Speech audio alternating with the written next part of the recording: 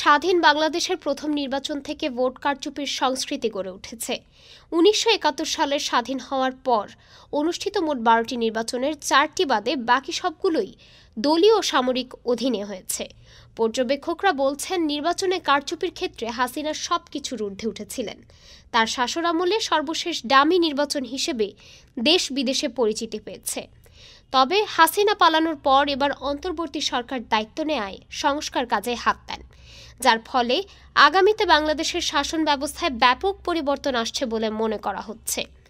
সরকার প্রায় ১১টি সংস্কার কমিশন গঠন করেছে। ৩ মাস ধরে মতামত সংগ্রহ করার পর কয়েকটি কমিশন ইতোমধ্যে প্রতিবেদনও জমা দিয়েছে।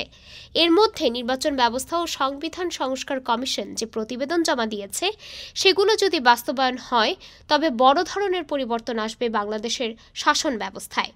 অবাধ, নিরপেক্ষ, সুষ্ঠু নির্বাচন অনুষ্ঠানের লক্ষ্যে একটি কার্যকর ব্যবস্থা গড়ে তোলার লক্ষ্যে ১৫০ সুপারিশ রেখেছে বদিউল আলম মজুমদারের নেতৃত্বাধীন নির্বাচন ব্যবস্থা সংস্কার কমিশন।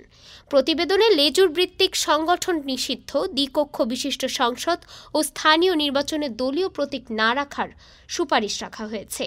এছাড়া ইভিএম ব্যবস্থা বাতিল ও ৪০% ভোট না পড়লে পুনরায় ভোট গ্রহণের প্রস্তাব, না ভোটের বিধান প্রস্তাব, বিনা প্রতিদ্বন্দ্বিতায় জেতার বিধান বাতিলের প্রস্তাব করা হয়েছে। ডেস্ক রিপোর্ট, আজ বার্তা, ঢাকা।